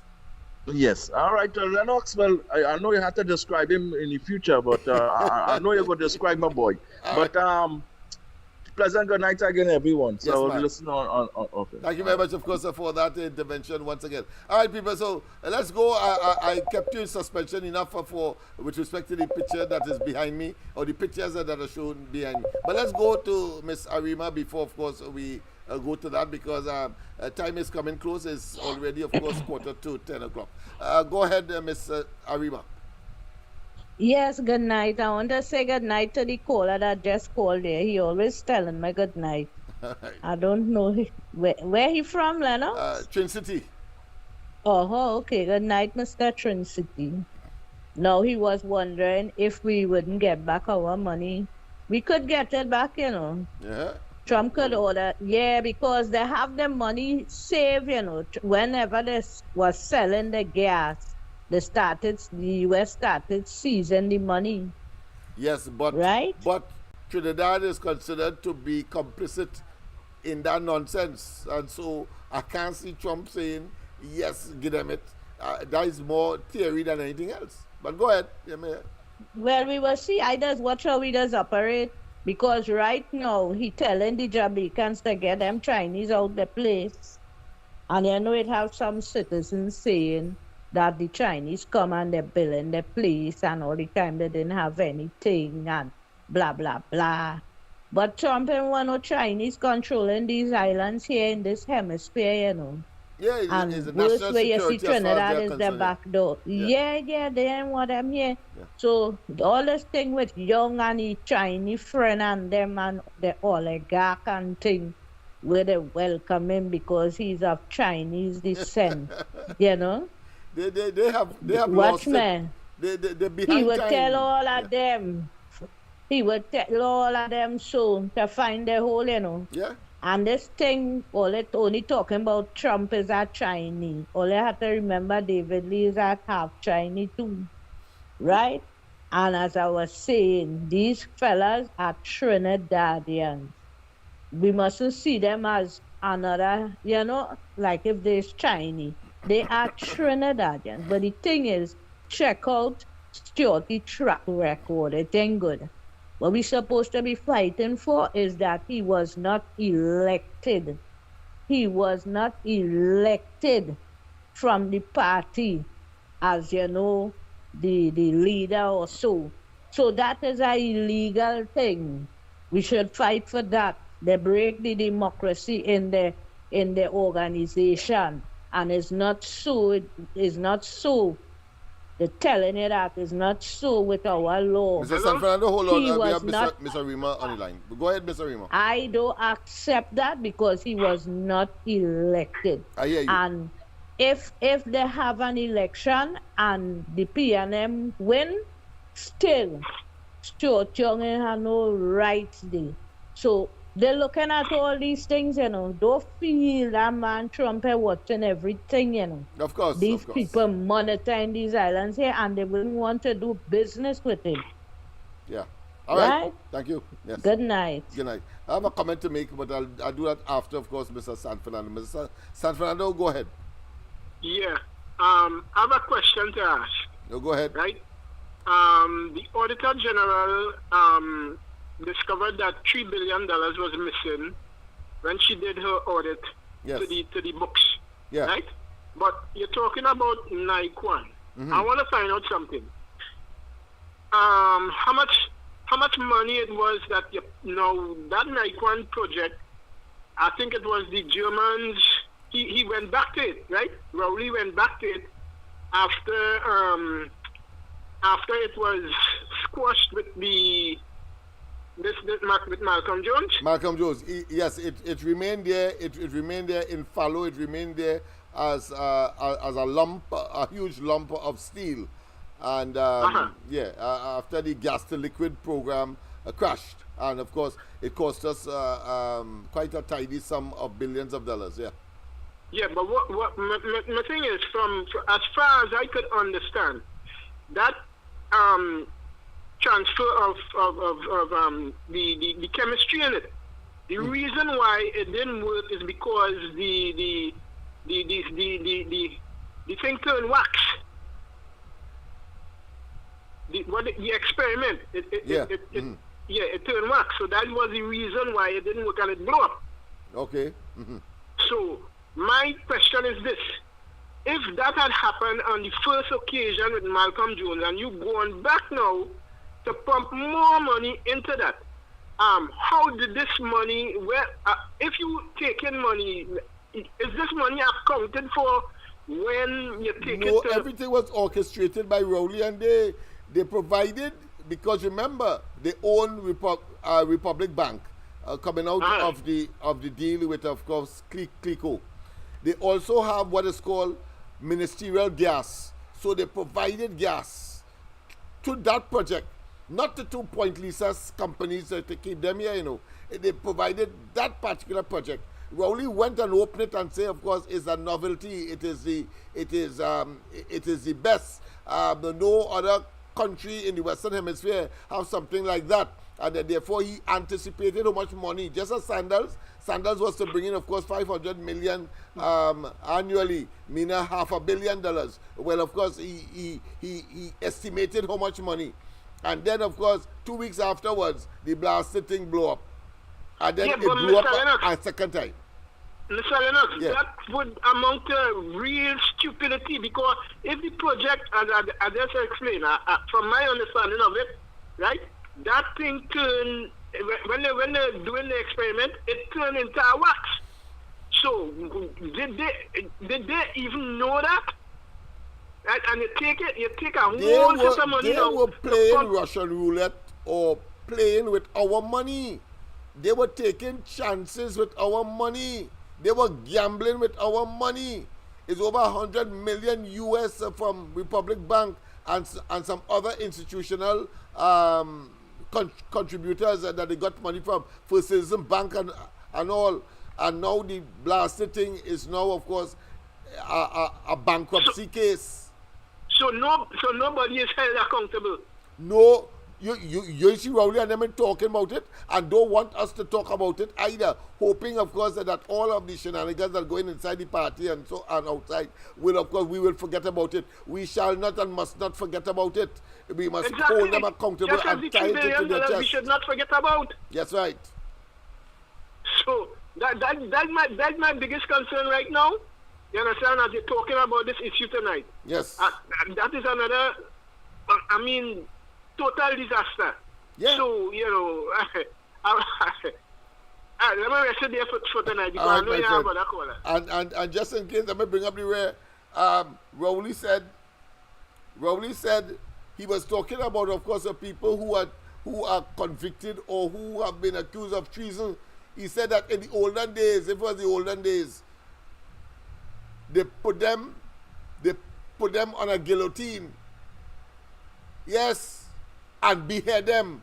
But I say all of them, the entire cabinet should be subjected to that analogy that he gave about people who have betrayed their country. Yes, behead them all. This is not just disaster, not just egregious, not just wicked, not just diabolical, not just Luciferian, but this requires, in contemporary Trinidad and Tobago, an absolute investigation into that whole cabinet, that this man put together a criminal enterprise. A criminal enterprise. No country could countenance that level and multiplicity of disaster. And up to now, they can't get outside of the oil, gas, and petrochemical, even that and all this scuttle. They can't get any foreign direct investment in this country. Cannot. 10 years, and they can't. How is that sustainable? How Trinidad and Tobago could survive with that level of mismanagement and evil? But go ahead, Mr. Point Fortin, go ahead. Right, I just want to call and confirm that I sent the video for you, right? Thank you very much. Thank you very much. Yeah, I'll check it out. Yes, thank you. Locked on. Yeah. Yes, indeed. So I think I've covered, of course, those, what I consider to be additional issues that we ventilated. And I want to thank you, of course, for raising it, because, of course, I was tonight wanted to focus, of course, on solutions and to give the idea that, of course, you solve the Laverton question, you solve, of course, crime and criminality. Because crime is committed by people, not dogs and lower level of what I consider to be creatures.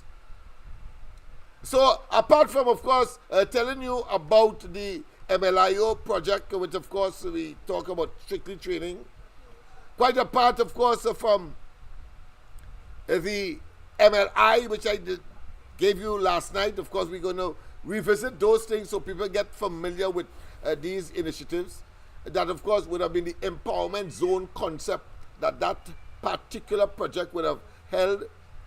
Because I didn't give details, so I am going to go into details as we revisit them again. And apart from LFL, which of course is a youth-oriented, but of course a claim saying that Laverton for Lavertillian, LFL, Laverton for Lavertillians. Quite apart from love, the political vehicle which we're going to discuss tomorrow night, to replace, of course, the dastard and the ill-fated PNM and their destructive delivery inside of these communities. Apart from, of course, outside of that, the manipulation of the electoral system over the years, infiltrating and undermining, of course, the EBC to provide, of course, what is called gerrymandering along the East-West corridor to give them the slim majority that they have been able to garner over the years, particularly after 1986. Quite apart from that, I am going to, of course, tell you from time to time and give you anecdotes of other achievements. I told you about, of course, the visits to East Port of Spain and Laventille of ambassadors, whether it be the British High Commissioner, whether it be the German ambassador, whether it be the Indian High Commissioner. Yes, all of that we did. Why that was so? Because we understood and understand that the advisories against Trinidad and Tobago coming out of these metropolitan countries on whom we depend, of course, for investment and for generating employment opportunity and deepening or broadening our GDP and our survivability economically and socially and etc.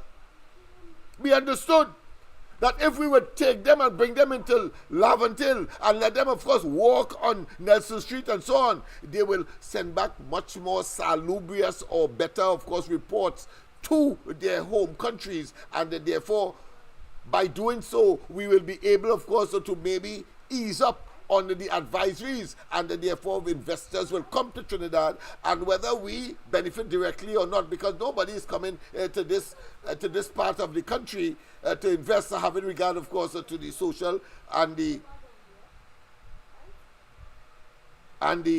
circumstances of the area in terms of crime and criminality. So we know that. So we have to do a clean-up job first before that happens. But the fact of the matter is that if we do not do it and we leave it in limbo, it means, therefore, we will be the worst off it at the lowest rung of the socio-economic ladder. That is why we did it.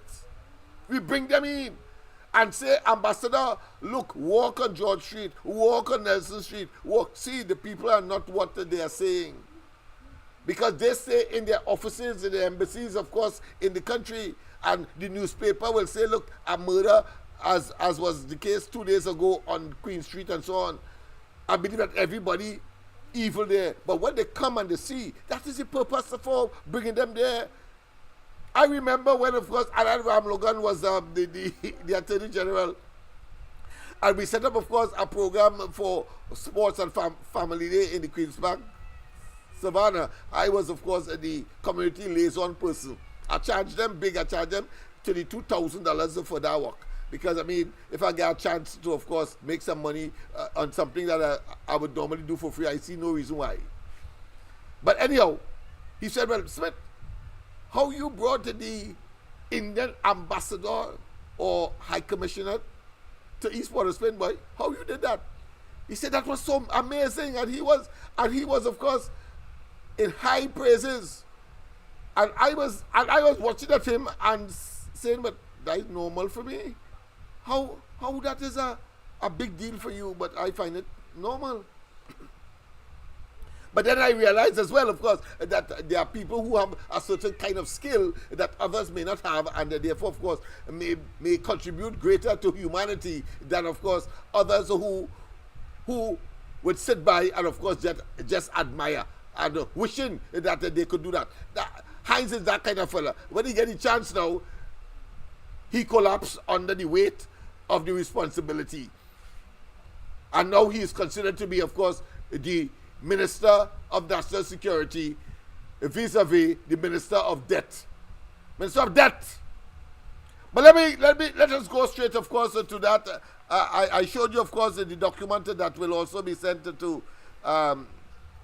Trump as well. Not to Trump. This will not be part of it.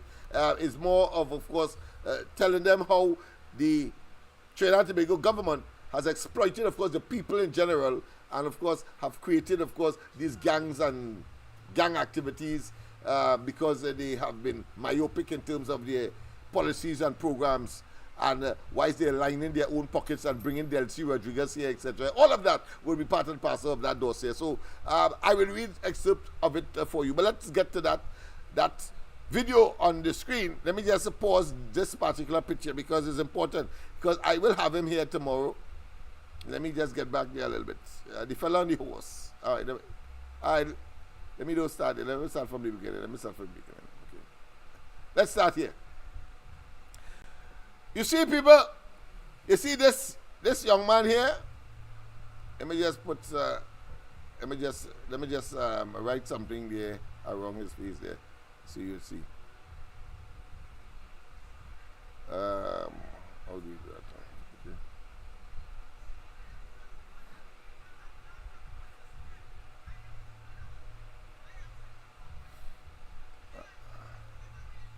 I ain't seem to be able to get it now, but I was getting it earlier. I don't know why. Anyhow, the fella in the white stripe with jersey. Well, he right there, you see him. He's in India, and one of the initiatives that we took under LFL, Lavantil for Lavantilians, is to seek opportunities for training and for, of course, engaging in networking, as well as approaching these entities, whether it's embassies or high commissioners, to get these opportunities going.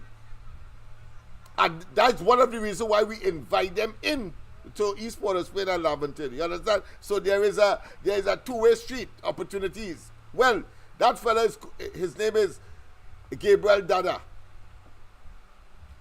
He will be with me tomorrow night. He's in India. And, of course, through LFL, Lavantil for Lavantilians, the Indian government has a program to assist, of course, countries of the world to come to India at their expense to, of course, train. And he, being a businessman, we thought, well, look, he is a good candidate to send to India. And when he comes back, of course, he will encourage other young people around. He's from, incidentally, George Street. So he's just outside, opposite our building here. So that's why I could get him tomorrow night to give us his own experience while he was in India. And we got the High Commission to agree to send him to India to study entrepreneurship. And today, he has a business. He still remains with a business on George Street, but he recently expanded to Charlotte Street as well and has another business there. That is the kind of sustainable development of which I speak. Understand that. And where the opportunities present itself, Because just now we are looking at, of course, a couple to go to India under the same conditions to, of course, look at solar energy. And solar energy development and plants and so on, and get the skills so that they could come back and, of course, give back to the community, but of course, most important, to make a dollar for themselves. Sustainable development. Dada Gabriel is the example, the quintessential example of the success of that effort. I want to tell you as well that at one time in the past, after he came back, the PNM was searching for a candidate for the local government elections for Port of Spain, I think Port of Spain electoral district, Port of Spain South electoral district. And he, armed with that credential, he was able to get the nod. It didn't matter because at the time I was supporting, of course, Warner's party, IFL. Is it IFL? Whatever name it was. But the fact of the matter is that that exposure provided him with additional opportunities. So look him there. Look him there. And this is what we are talking about when Kamala Prasad Bisesa comes into office. We already did it. We know what to do.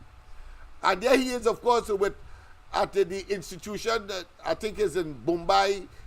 He will explain tomorrow night in Mumbai, an institution there where, of course, the persons from all over the globe met. So he has been exposed in one fell sweep to, of course, international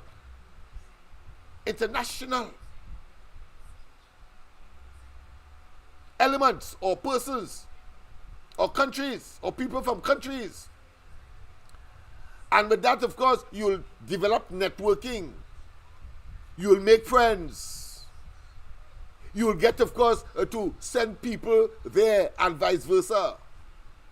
And you have that kind of relationship developing, coming from right in Laventille, right in East Port of Spain, right on George Street, right on Nelson Street next door.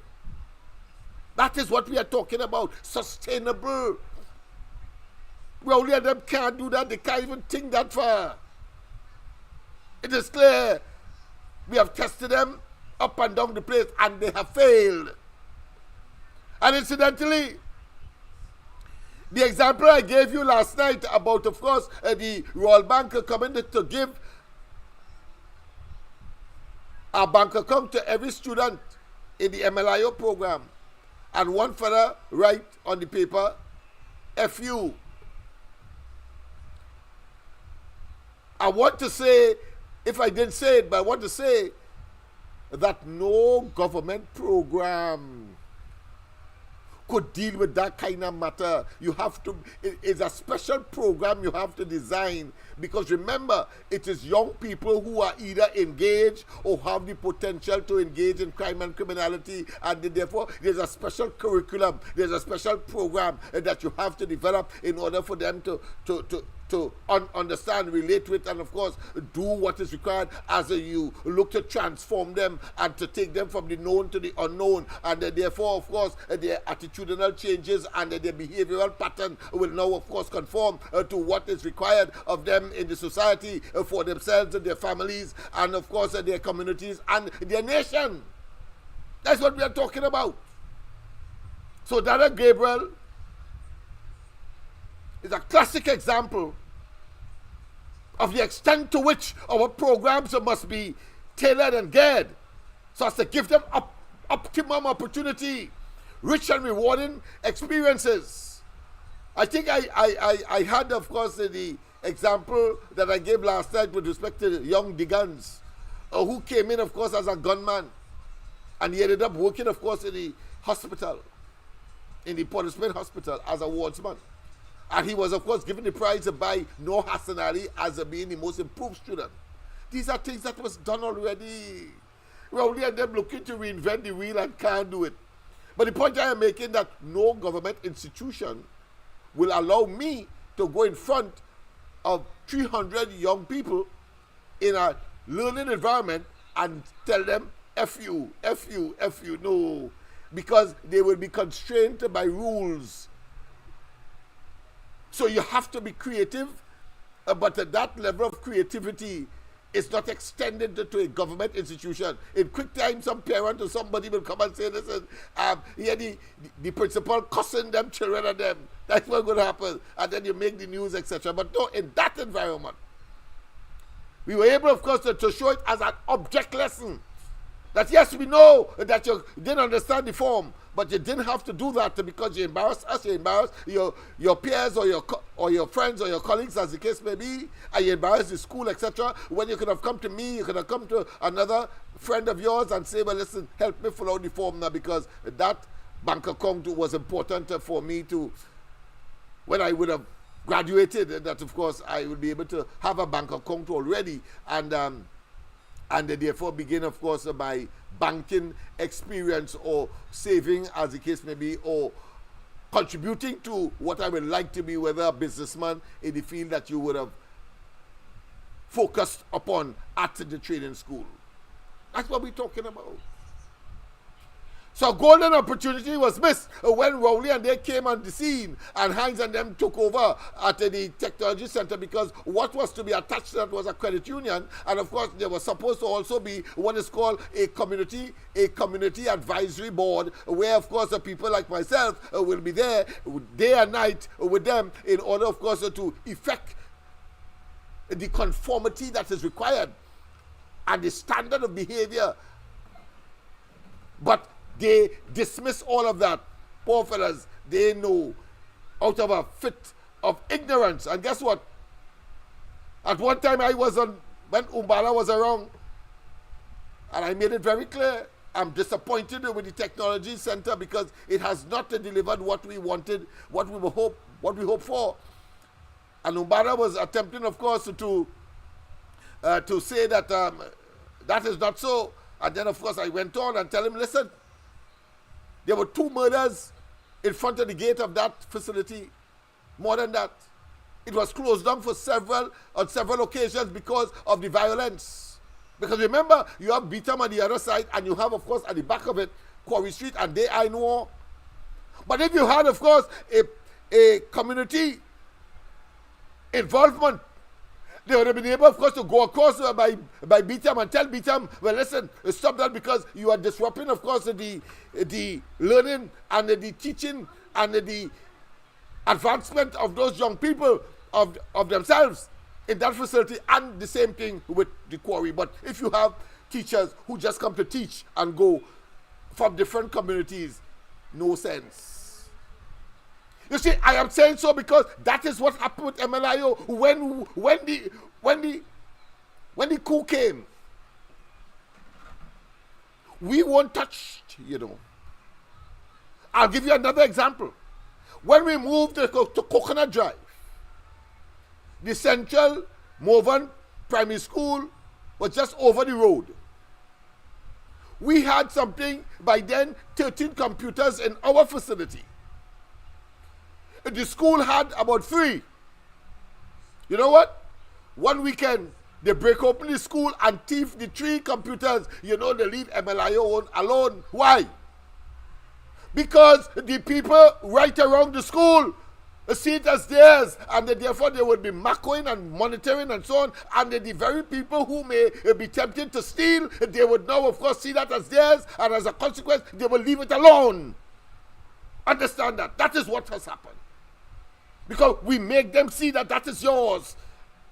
If they see something that is government, they believe, of course, that they have no attachment to that, and therefore, of course, government will replace it as they dislodge them, etc.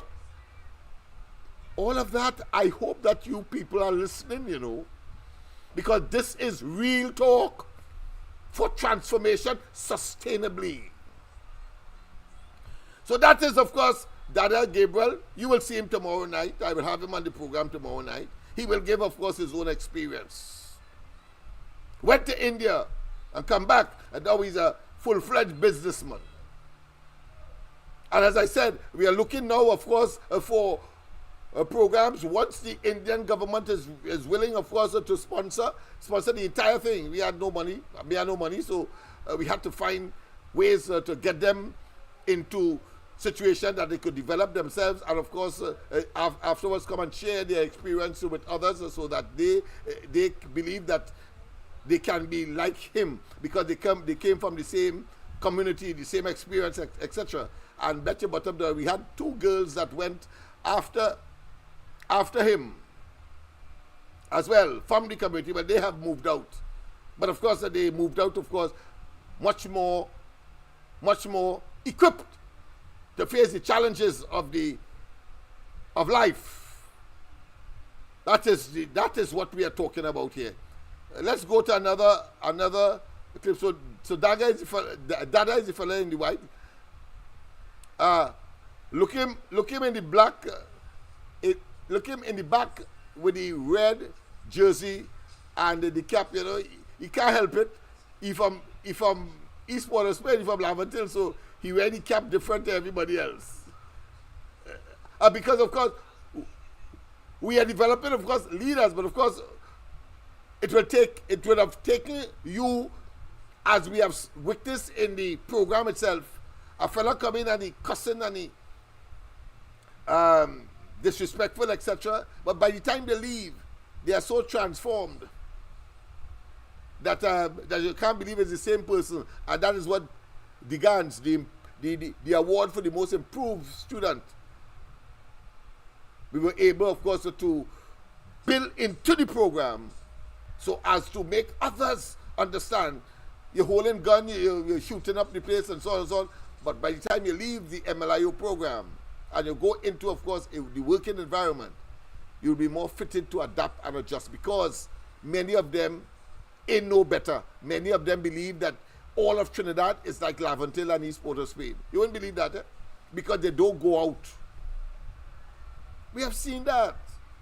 Yeah, we have what is called community activity session, when of course we carry them out of the area and we carry them into, of course, environments. I remember very distinctly a fella who was working as a foreman on the port. He piped out the whole building down to the toilet bowl. Yeah, the toilet bowl and tank. He rip up.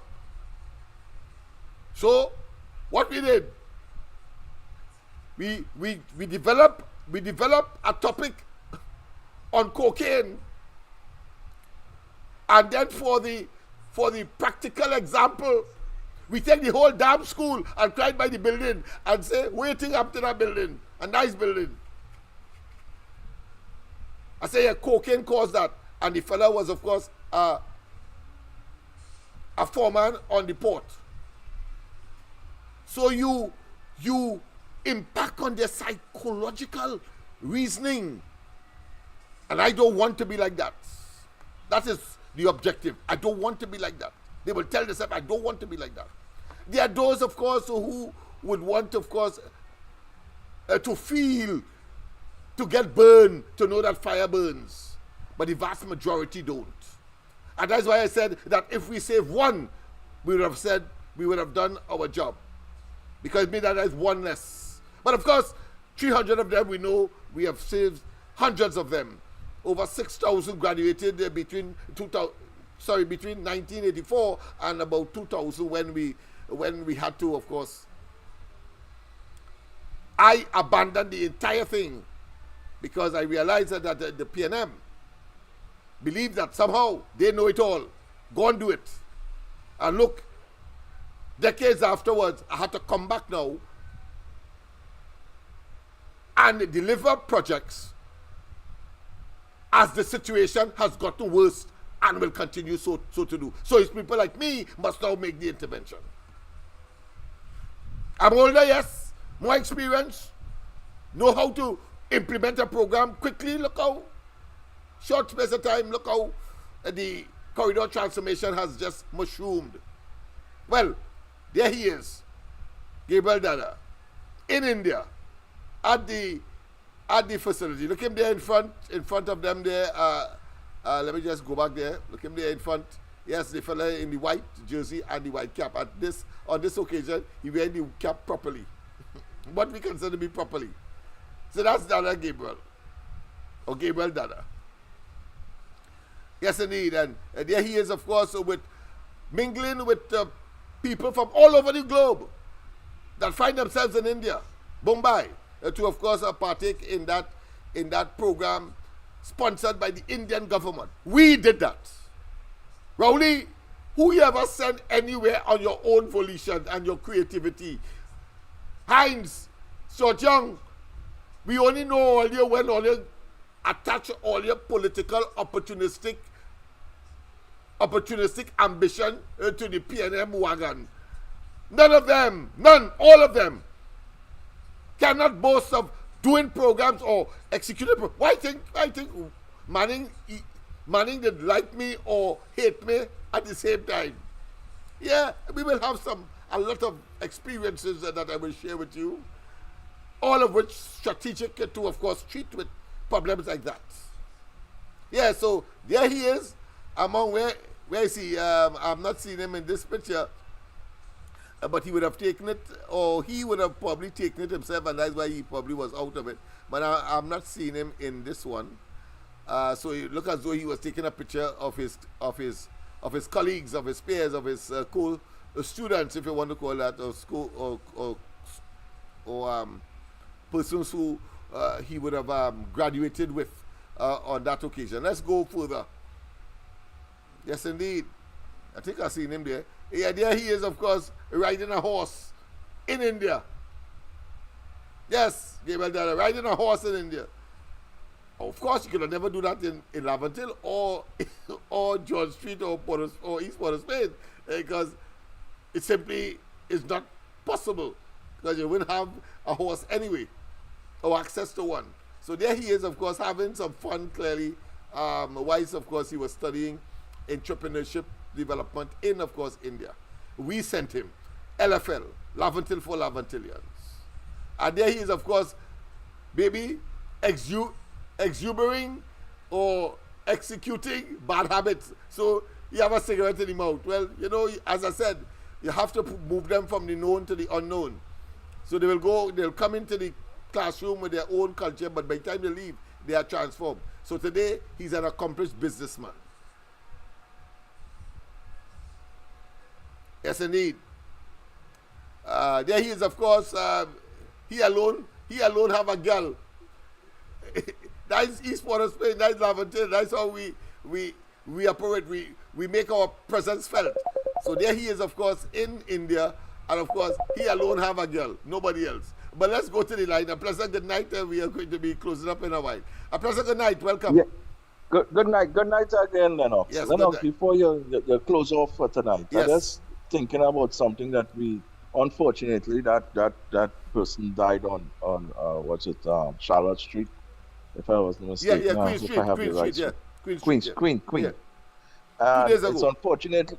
Yes, it's unfortunate that take place, or whatever the incident that arise for that death.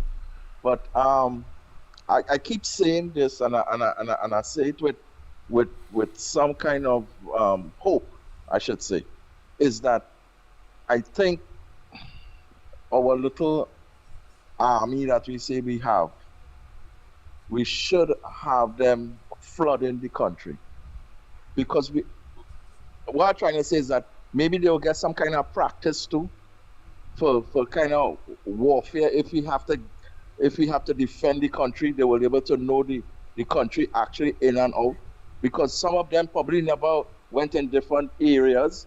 I mean, I guess they would just go from point A to point B, but to actually explore certain tactics, as they would say, or different, dealing with the public in a large context, an everyday movement, because we don't know. We got to wait until 1990 and 1990 again for them to come out to deploy, to be on the streets. Because from what I'm saying is that the ratio of soldiers is maybe 100 or 200, if so much, outside with them. Yeah. So I'm hoping that they flood the city, flood San Fernando. Let me tell you this. Let me just pause and tell you this. Listen, Kamala Prasad Bissesa had proposed, of course, the utilization of the army by giving them, of course, police powers.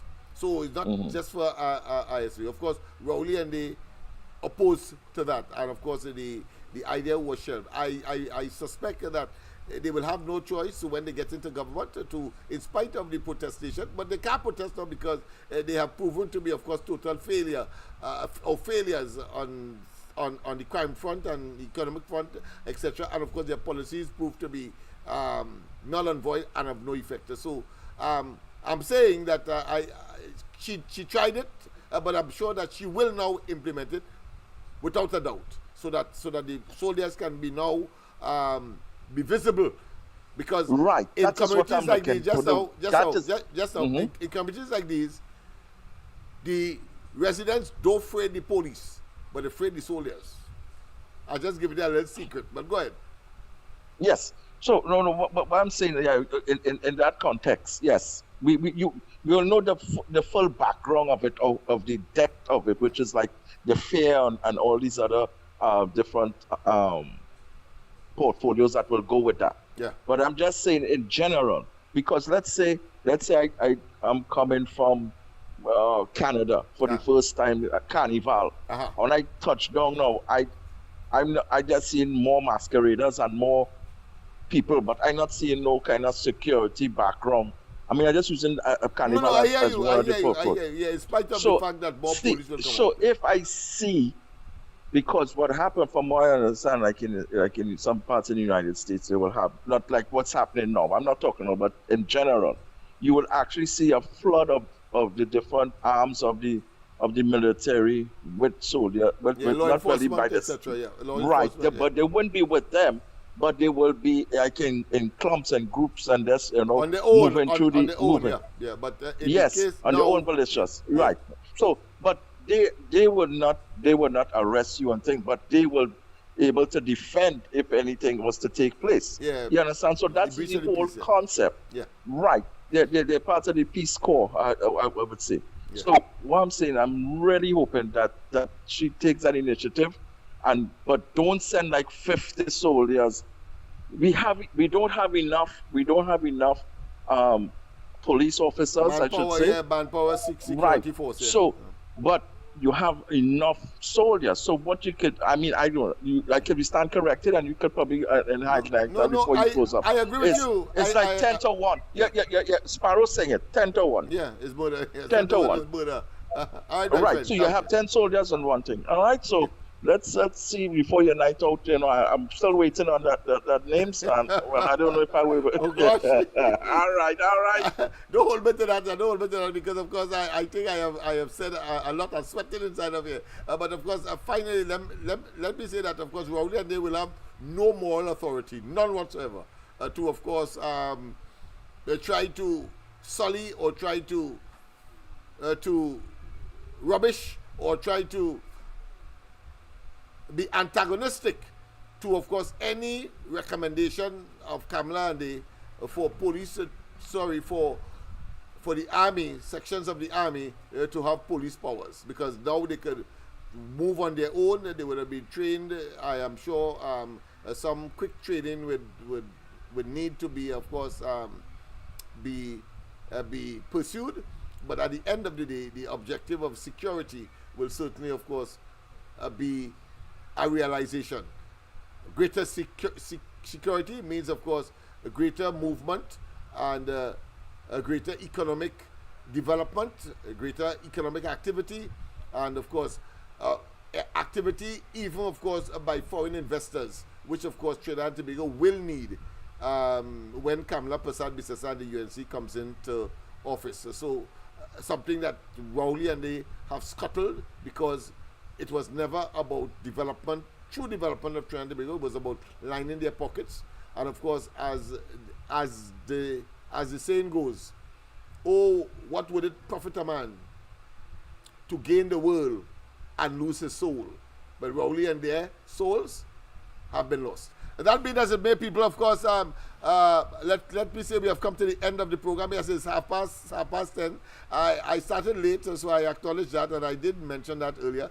So, of course, and as I said, Dada will be with me tomorrow, and of course, he will give of his own experiences. You wouldn't believe. Of course, let me just show you his certificate, maybe to end here.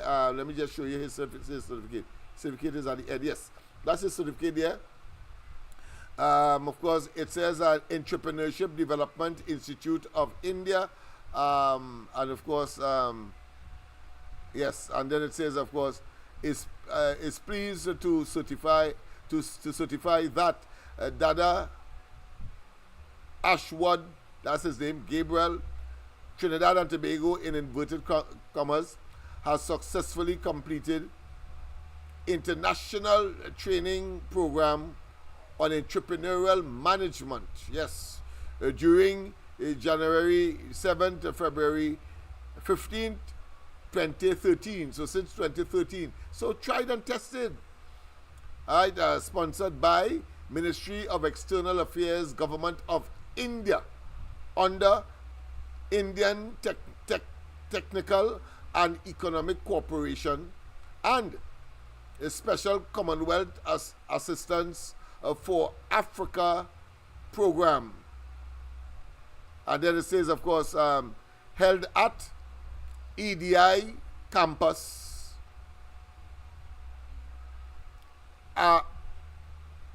Ahmedabad, of course, India. So it was Ahmedabad, India.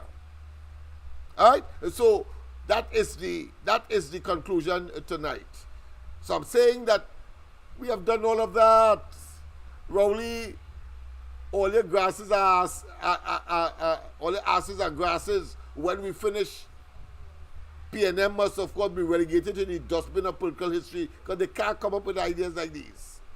No way, of course. And signed, of course, by the director. I probably will leave the certificate on the screen, whilst of course we conclude. So have a wonderful rest of the night, and don't forget, of course, the people tomorrow morning, the ground report, Andy, Michael, and myself. Hopefully, of course, Andy will be with us tomorrow night. Andy will be with us tomorrow night, hopefully. I mean tomorrow morning, sorry about that. Because he was under the weather today and did not come out. But of course, we hope and pray that everything will be better with him. It's plenty pressure since you take over as Prime Minister. It's plenty pressure. We have to suffer, and you will do nothing better. Rowley really have to go. Oh, so Rowley really have to go. Oh, Rowley really have to go. Mr. Kawe, why should everybody support you as the next political leader of the PNM and by extension the next Prime Minister of Trinidad and Tobago? Hold on, boss, hold on. You could talk English? Yes. Everything is blame camera. The PM is not doing nothing for this country. All the schools not competed. Look at the potholes. Look at crime situation. Vote for me, Kawe, for a better country. What you have to show, we don't really know. This is a song about a man named Kawe from way down in South.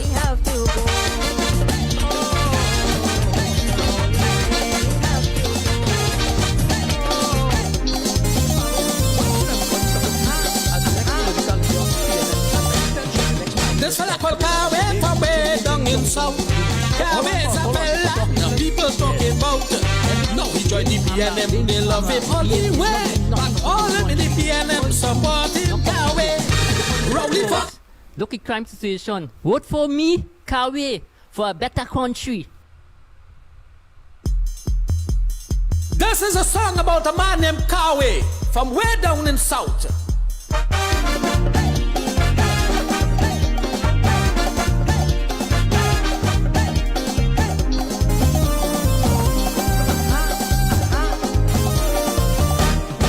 This fella called Kawe from way down in South. Kawe about. Now he joined the PNM, they love him all the way. But all them in the PNM supporting Cowie. Rowley for Cowie, Different for Cowie, Struck for Cowie, Fire for Cowie. Listen what I say, the whole of the PNM for Cowie, for Cowie, for Cowie. Yes, for Cowie. Oh, yo, yo, yo. Hey, hey, yeah.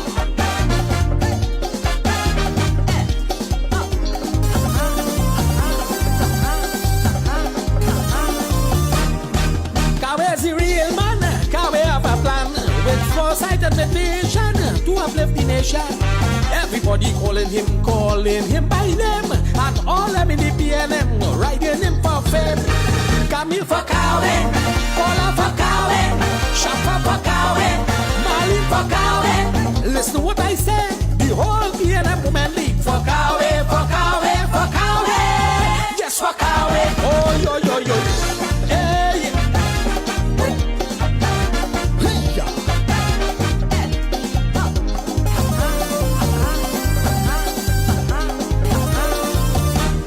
People up in the beat, all them love Cowie bad.